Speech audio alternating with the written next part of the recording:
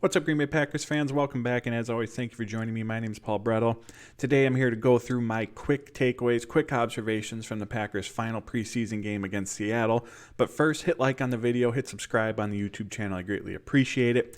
You can follow me on Twitter at Paul_Brettel, and you can find all my work over at Packers Wire.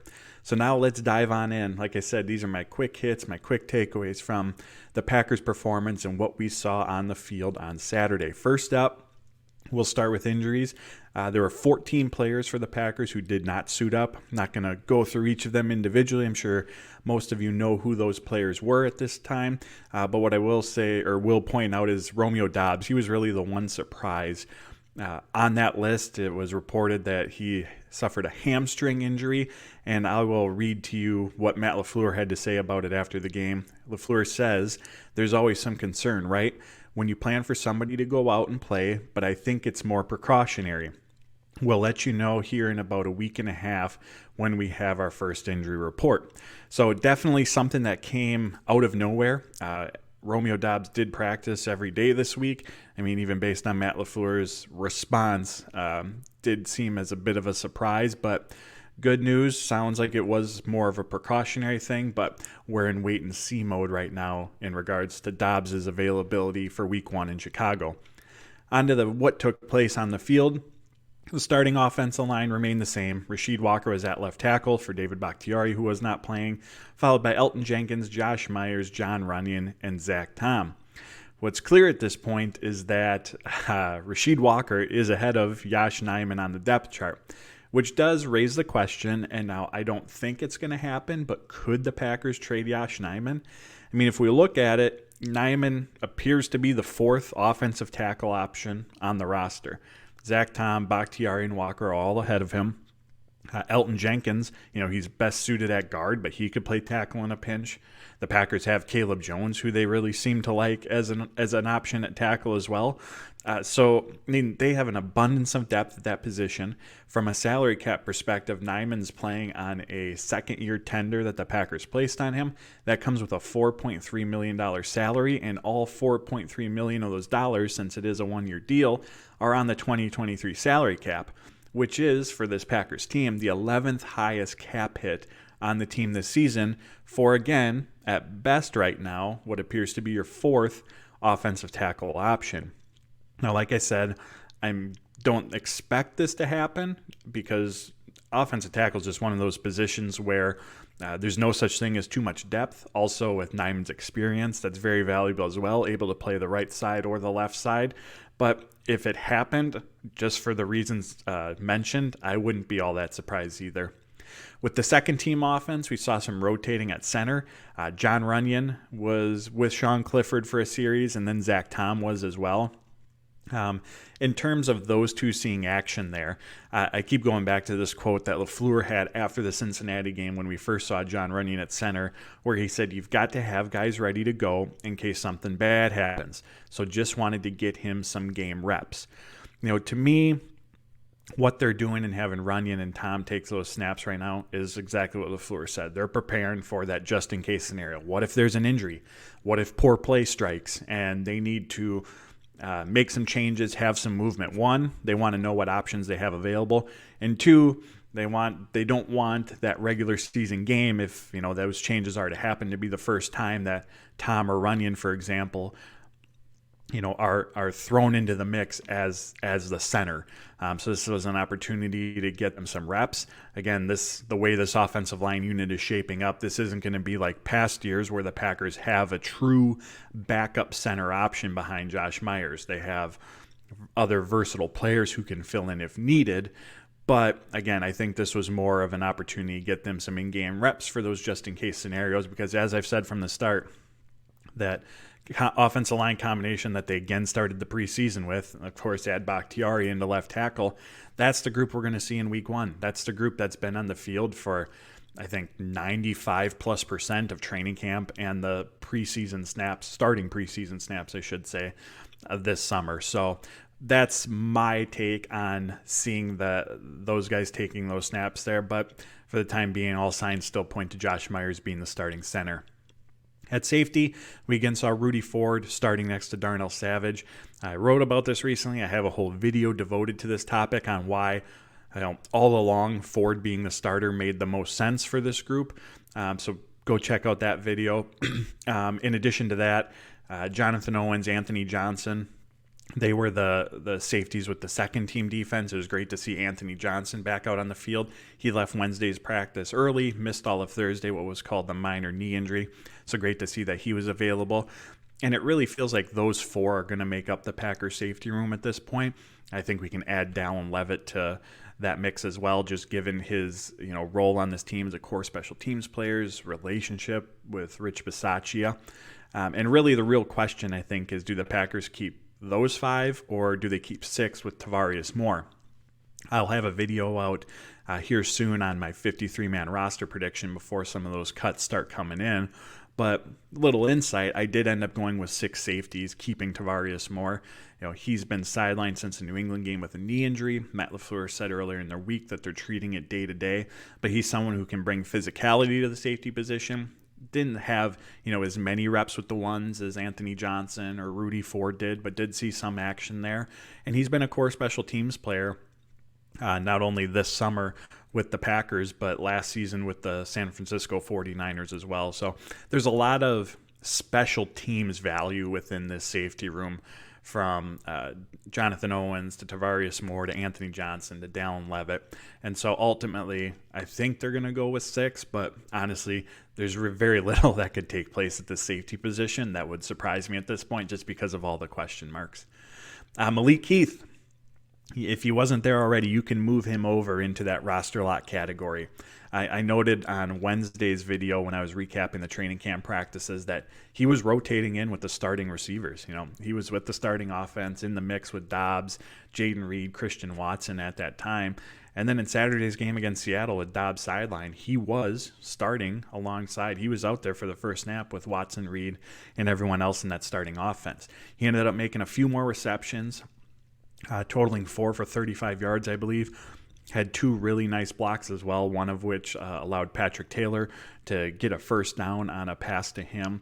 Matt LaFleur talked about Heath's contributions after the game, specifically noting his ability as a blocker. And Matt LaFleur was asked if Heath could become a member of the receiver rotation this season. And LaFleur said potentially. So again, just another, if you needed more evidence that he's going to be on this initial roster, there's some for you. I asked Jordan Love about Heath in terms of just his progression from rookie minicamp, OTAs, training camp in the preseason as an undrafted rookie coming in. And just that progression that he's had to where he is now, starting with on the field with the starting offense. And Jordan said, Malik has balled out since he got here. I think the biggest thing when he got here is just how aggressive he's been when he catches the ball. He attacks it, his mentality, and after he catches it, he's trying to get those yards, but I think he's balled out from OTAs to now. He's taken a lot of leaps just learning the offense, and now he's just going out there and making plays, but he's done a really, really good job. So really impressive performance by Malik Heath. And again, this isn't a 2-week charge from him to make the final roster. He's been doing this for pretty much since he arrived in Green Bay for several months now. With Heath starting ahead of Samori Toure, again, I think this is something I've mentioned in a past video. There's been some speculation about, does Toure make the initial 53? Again, a little insight into my roster prediction. I think he does. Throughout training camp, he's been... he's seen his fair share of snaps with the starting offense. And I go back to last season, in a more experienced receiver room, they chose to keep Heath on the roster as the 7th receiver. So now this year, with a lack of in-game experience in this room, I again see him being someone that they hold on to. He hasn't been flashy by any means. That's certainly the case. But when given the opportunity, for the most part, he's been steady. And I do think, there's definitely some value in that aspect of his game. But it certainly appears that he's been leapfrogged on the depth chart by Malik Heath. Heath could go into week 1 against Chicago as the 4th receiver on this team. We don't know when Dontavian Wicks is going to be back. I just mentioned it looks like he's leapfrogged Samori Toure. And depending on Romeo Doubs' availability, he could be the 3rd receiver. for that Week 1 matchup. To me, the big question is whether or not Grant DuBose is on the team as the 7th receiver, and I think they do keep 7 once again. I think DuBose in his limited time has shown enough in terms of his ability as a pass catcher, a very willing run blocker. I still go back to the offseason where Jason Vrabel mentioned that when they were watching DuBose's tape during his time at Charlotte, he was getting flashes of watching Allen Lazard with his willingness to do some of that dirty work that we know the Packers ask of their receivers. And we've seen his role on special teams, even if not with the first team special teams units, increase since he's come back from injury. Daniel Whelan, he had 2 really, really impressive punts, one going for 58 yards, one that didn't count because of a penalty on Seattle, but he pinned Seattle at their 11, and then another booming punt that the ball just trickled into the end zone. That would have been a really nice pin if it were able to stay out of the end zone. But as more time goes on, I've tended to think that Whelan could be the Packers punter, and as we know, if the Packers move on from O'Donnell, they save $1.5 million in very valuable cap space for them. But with that said, and again, some more insight into my roster prediction, Pat O'Donnell was the only one holding for Anders Carlson on his field goal and extra point attempts on Saturday. To me, and maybe I'm reading too much into this, very possible, but to me what that means is he's going to be on the team. The Packers were trying to get him and Carlson as many reps together, in-game reps together, as they could before the regular season starts. So that's my thought on why O'Donnell is going to be on the team. I think it's just that holding aspect. You've heard me talk about it before. Going into a season with a rookie kicker, a rookie holder, there's a lot of risk in that for the Packers. Back to the offensive line real quick. I thought in pass protection they were phenomenal. Love didn't always have an opening on where he needed to go with the football. Matt LaFleur said there are a few instances they'd like to see him get the ball out a little bit sooner, but Love did the offensive line did a tremendous job of giving him the time that he needed, and not just the starters, but throughout the game there were no sacks or quarterback hits even recorded in that game. Jordan Love finished the day 9 for 15, 63 yards and a touchdown pass, rushed for 21 yards, had a passer rating of 91.8. Of course, we would like to see him make that throw to Christian Watson. You can go either way. It's definitely one that you would like to see Watson come down with, but also if Love leads him better, it should have been an easy touchdown. Watson beat his guy right off the line of scrimmage very, very easily. But with that said, an aspect of Love's game that I thought really shined was his pocket presence. As I just mentioned, he had time in the pocket when needed, but eventually the offensive line can only hold up for so long, and he did a really good job of navigating the pocket, knowing when to extend plays, knowing when to take off, and that's been an aspect of his game that we've seen throughout the preseason. He hasn't been sacked at all, and of course that's a credit to the offensive line, but he also hasn't taken any quarterback hits either, even when there has been pressure. And this has been an aspect of his game that we've seen during his limited action as a starter in the previous years. I look back at that Kansas City game where, by PFF's numbers, Love was pressured on 50% of his dropbacks because they were just blitzing so much and the Packers had no answers. However, he was sacked only one time and took only one quarterback hit in that game. He has this very, very good pocket presence, this awareness, this escapability to his game, and that's just going to have to be another element for defenses to account for this season. And one other thing I'll add on that, it's not as if he's showcasing a run-first mentality either. Like the pocket breaks down and he's gone. He still goes through his progressions. He's still looking, his eyes are still downfield. He's still looking to complete the pass, but when he takes off, it very much does feel like it's a last resort for him at that time. So I think that's a very, very promising thing to note as well. The interior defensive line, TJ Slayton finished off a very impressive summer with a strong preseason performance. Of course, his main responsibilities are going to come against the run, but he's flashed as a pass rusher as well. He's done really well getting after the quarterback, and as I said after Wednesday's video, he is the second interior defensive lineman on this roster behind Kenny Clark. And speaking of Kenny Clark, just in his limited action, he was dominant. Just a really, really good performance by Clark. For Anders Carlson, there's something about kicking in Lambeau Field. I don't know if it's the crowd, if it's the in-game environment, but his intensity turns up. And some of his best performances this summer, the preseason games, family night, have come inside Lambeau Field. He was able to make a couple field goal attempts, including a 57-yarder that, again, had plenty of room to spare. As Bisaccia, Lafleur, Gutekunst have all said, power is not an issue for Carlson. He was able to make an extra point, had one blocked, but that was not his fault at all. And the two qualities that we've heard Rich Bisaccia talk about frequently with Carlson, power and bounce back ability, have been on display all summer. Ennis Gaines and Corey Ballentine, two guys that I've talked about as players I was very much keeping a close eye on in this game, because I think either could be the fifth cornerback option on the 53-man if Eric Stokes does begin the year on the physically unable to perform list. Ennis Gaines got caught looking in the backfield on that touchdown pass to Jake Bobo by Seattle. They ran a fake end around, and he was looking in that direction, allowed Bobo to get past him for the easy pitch and catch. However, what I will note is he started on multiple special teams units, and of course that's where his value is going to lie. They're not expecting him, obviously, to go out there and be a defensive starter. Ballentine, he saw some snaps with the starting defense with Jair Alexander not playing.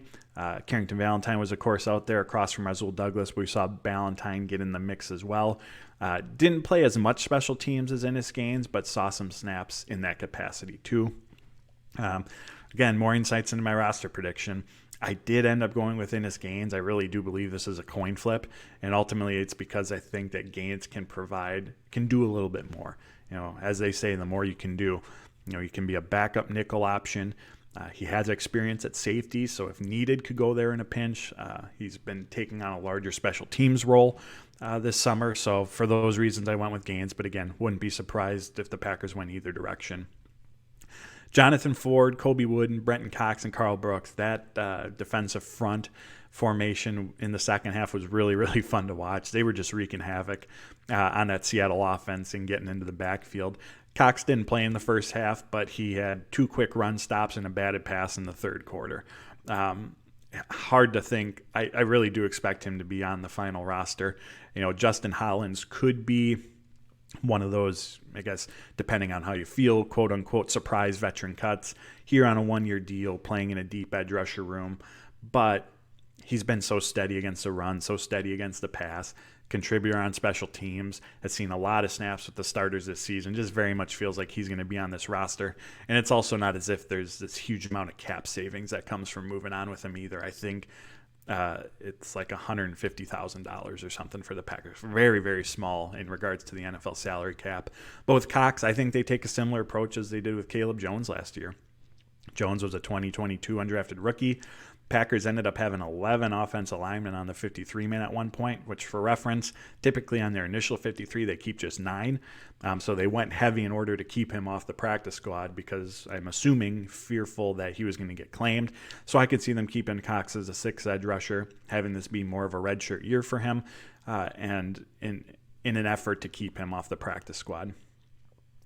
Along the offensive line, Royce Newman, Sean Ryan, and Caleb Jones were all playing into the fourth quarter. When it comes to this offensive line unit, if the Packers keep 9 offensive linemen, which again is what they traditionally have done, 2 of those guys, or those 3 players, are competing for 2 spots. If they decide to keep 10, then those 3 are probably going to make up the final roster spots. I think Caleb Jones is going to be on this team. As I mentioned earlier, the team really likes him. He was just playing left tackle with the starters during team drills on Thursday's practice. And as we look ahead to 2024, Bakhtiari could be playing elsewhere. Nyman could be playing elsewhere. There's a little bit of uncertainty around this position group. So having added depth, someone that you've been working with, developing, there's value in that. When it comes to Newman and Ryan has been the much more consistent player of the two. Also from an upside perspective, at this point, it feels like we know who Royce Newman is. In fact, he seems to be going backwards from his rookie season where he played over 1,000 snaps on a 13-win football team.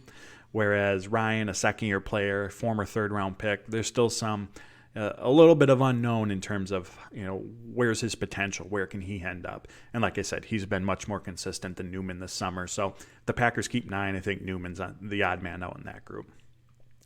At linebacker, I'm not really sure what to make of where Tariq Carpenter stands in regards to this final roster. On one hand, he was a core special teams player last season, and he's seen, again, snaps in that capacity this summer, although not as often as I would have expected. And for what it's worth, not that PFF's grades are the be-all, end-all, but he's been one of the lowest graded Packers special teams players this summer as well.